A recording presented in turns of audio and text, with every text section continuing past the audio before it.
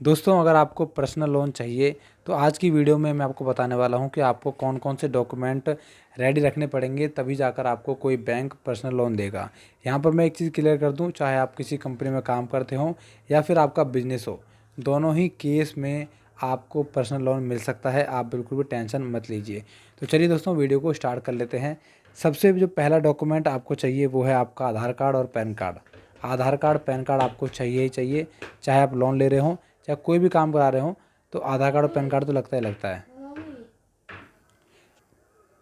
इसके अलावा दोस्तों आपको चाहिए होगी सैलरी स्लिप, जो कि कम से कम 6 महीने की होनी चाहिए। अगर आप कहीं ड्यूटी करते हो वहाँ पर आपको 6 महीने की सैलरी स्लिप चाहिए।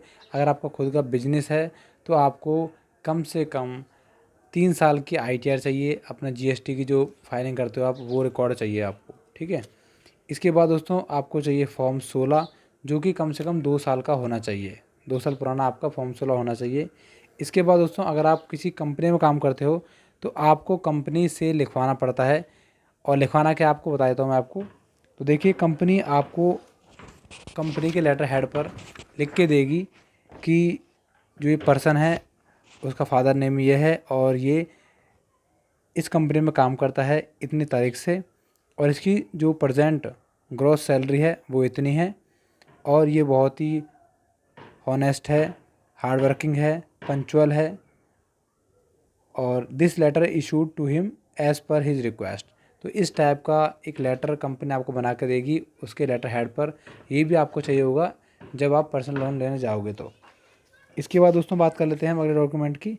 देखिए, आपको यहाँ पर चाहिए 2 स्टैम्प पेपर, जो कि 100 रुपये के होने चाहिए। 100 रुपये के 2 स्टैम्प पेपर चाहिए आपको।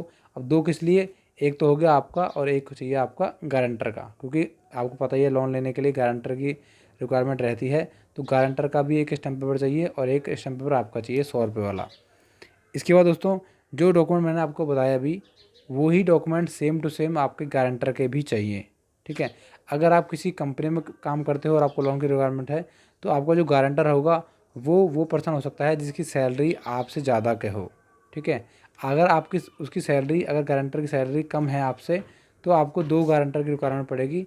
पर अगर गारंटर की सैलरी ज़्यादा है तो आपको एक गारंटर से ही काम हो जाएगा आपका, ठीक है।